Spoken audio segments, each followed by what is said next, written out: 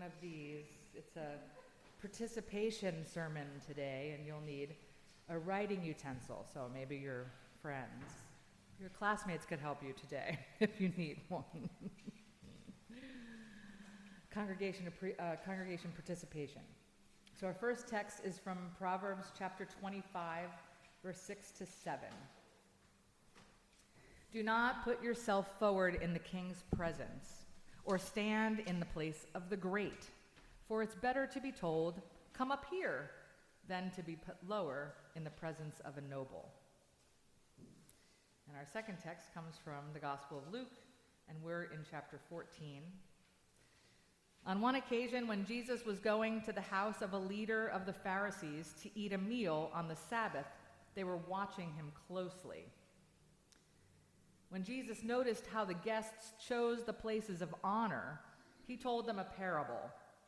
When you're invited by someone to a wedding banquet, do not sit down at the place of honor, in case someone more distinguished than you has been invited by your host.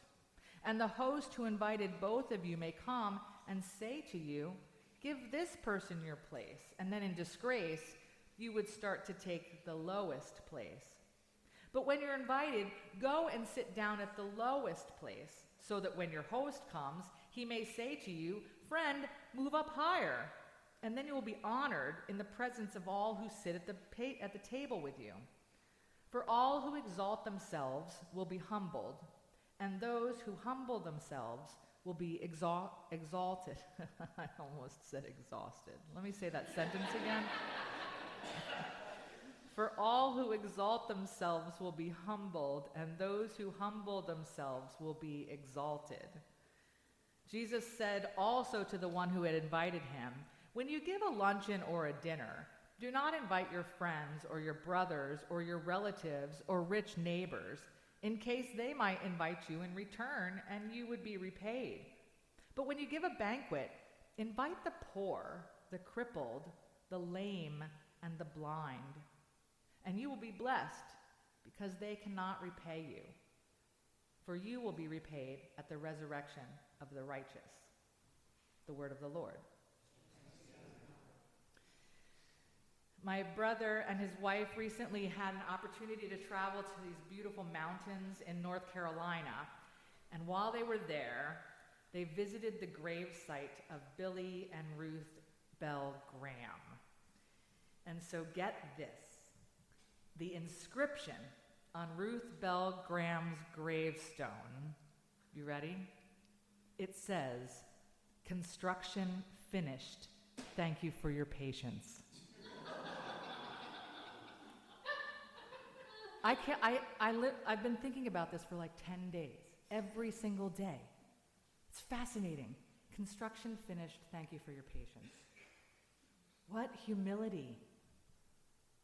She recognized, one, that she had been under construction, not complete while walking this earth, and she also recognizes that she did not complete the project on her own, that God was constructing her. She was being constructed.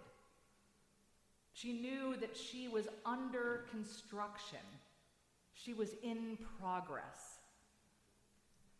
We are under construction.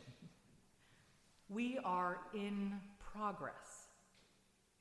When Jesus watches the people prepare to have a meal together, he sees some take the place of honor.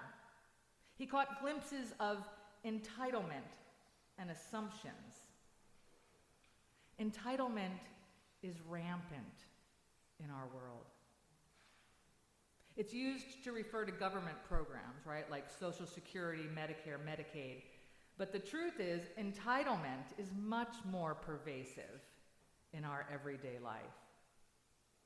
For those of us who live with so much, let me put it this way, my late husband's famous phrase, we live with an embarrassment of blessings.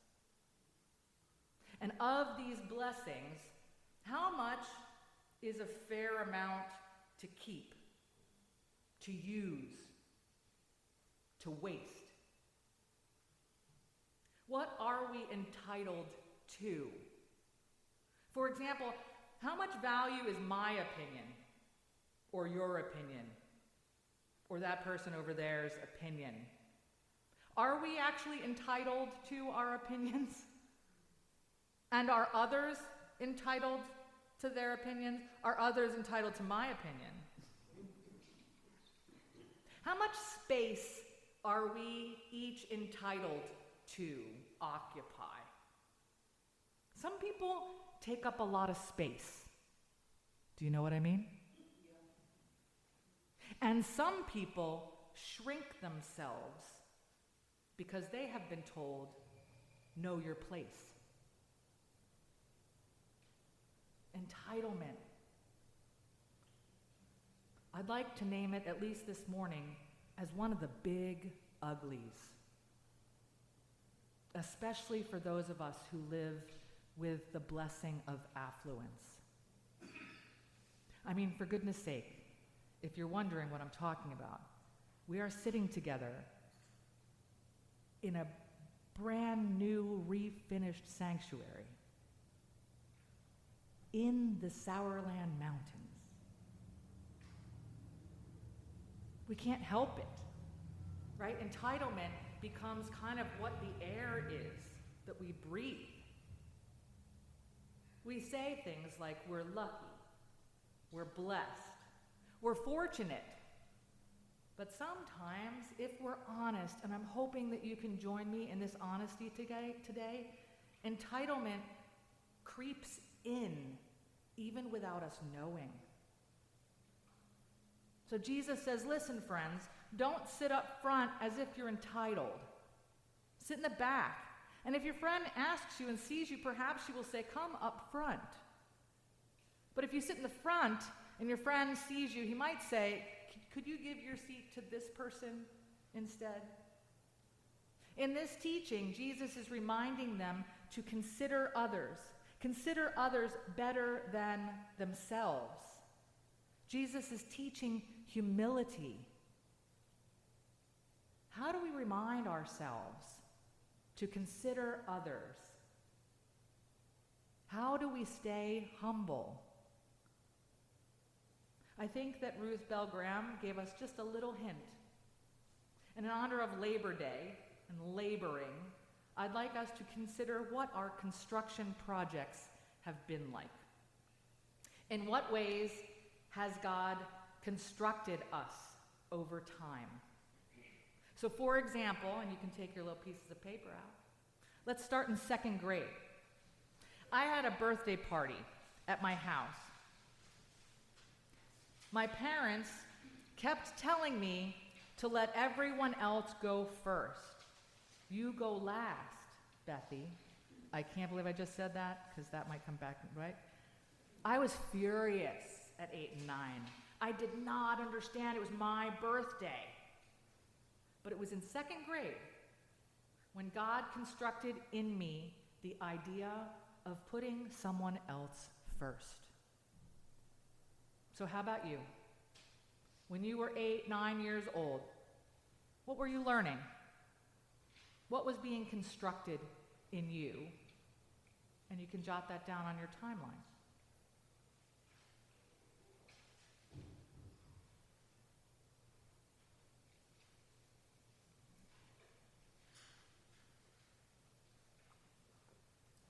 Don't stress out. You can take the paper home.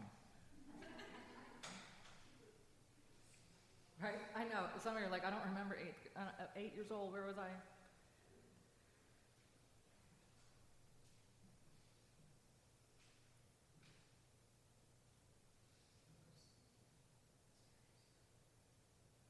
Let's jump to 5th grade. 10 or 11 years old. I had a best friend named Ilona, and we were moving away. And the morning that the moving van was to leave, she rode her bike to my house to say goodbye. And it was then that God constructed in me an understanding of losing someone that was important. So how about you? When you were 10 or 11, what were you learning? What was being constructed in you?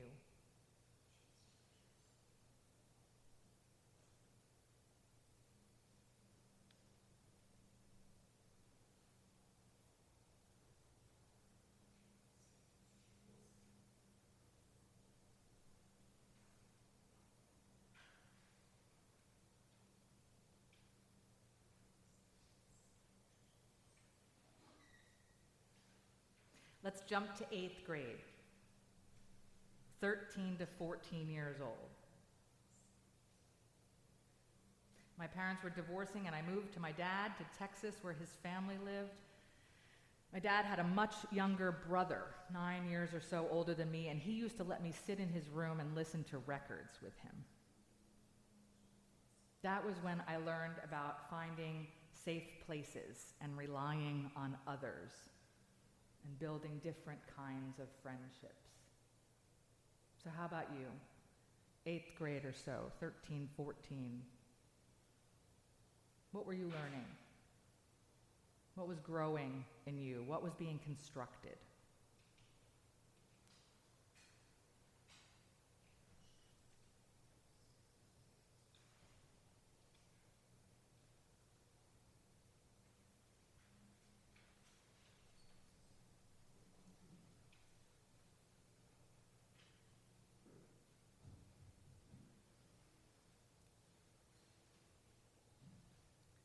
We'll jump a little bit more.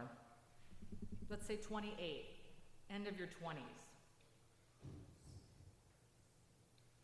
I had begun to think that I wanted to go to seminary, and I applied to Princeton, and I was not accepted. And it was then that I learned to reimagine my path, to discern a direction. So what was happening?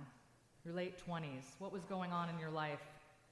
What was growing? What was being constructed in you?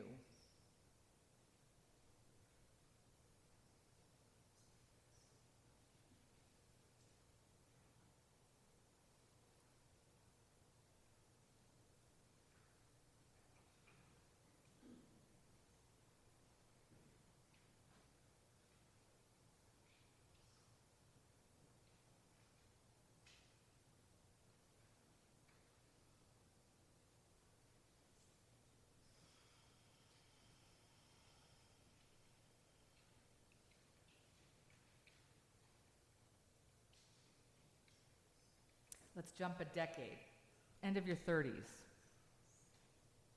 My late husband was diagnosed with MS about that time, and we were visiting the third physician. This one was an MS specialist at HUP in Philly. And when I met Dr. Pruitt, I learned what it was like to trust someone with something beyond my ability. I learned what it felt to put my husband in good hands. How about you? As you're leaving your 30s or entering your 40s, what were you learning? What was being constructed in you?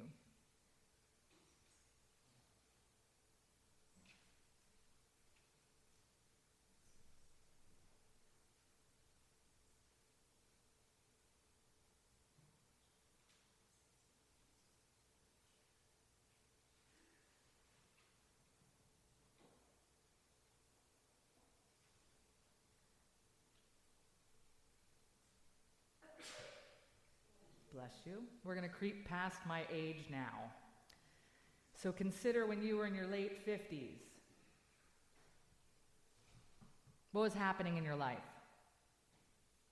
What were you learning? What was being constructed? Late 50s.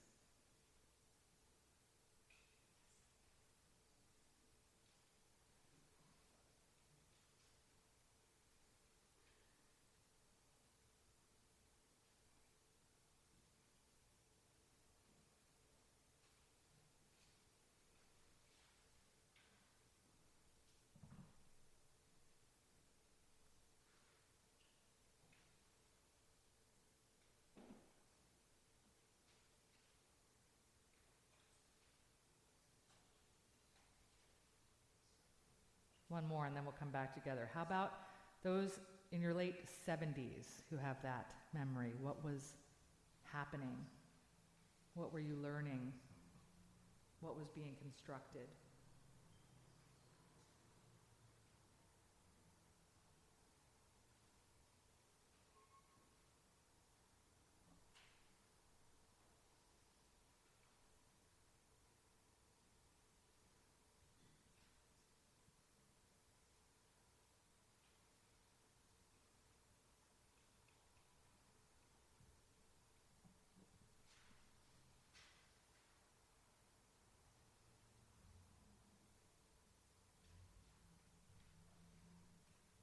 When I was writing this, I knew it would be a fun thing to be able to watch you when you were doing it.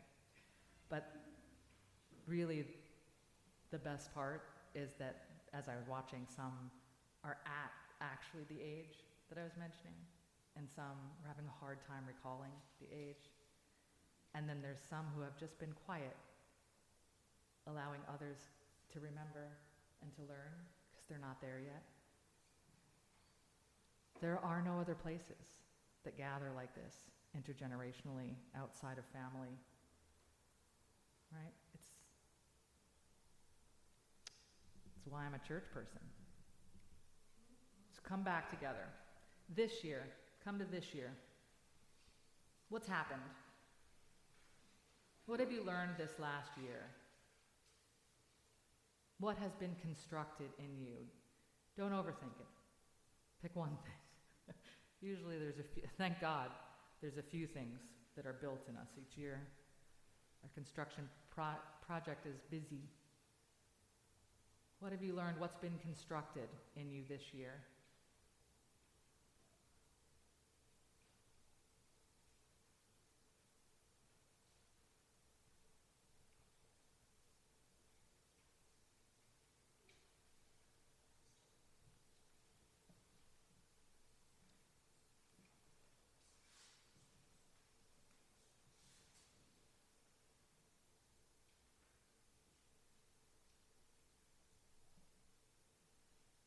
Now think about being part of this community of faith.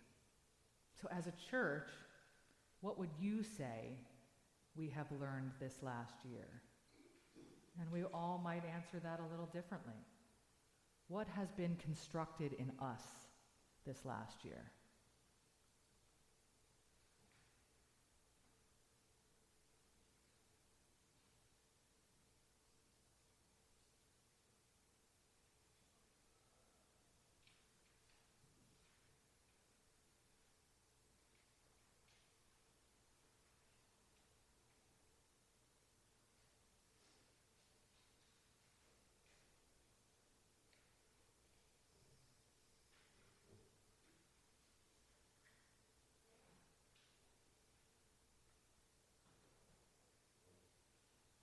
I would love to hear some of your answers, and I'm sure that the session would also. So if you have a moment to jot it down or to put an email out, that'd be great. And tell one another. Be curious how someone else would answer that differently than you. Recognizing that our construction is not finished offers us a needed dose of humility. Jesus was teaching humility. And it's one of the things that the prophet Micah says is required of us. It's not suggested, it's not an option, it's required. God requires us to do justice, to love kindness, and walk humbly with God. Amen. As you are able, let's stand and affirm our faith together.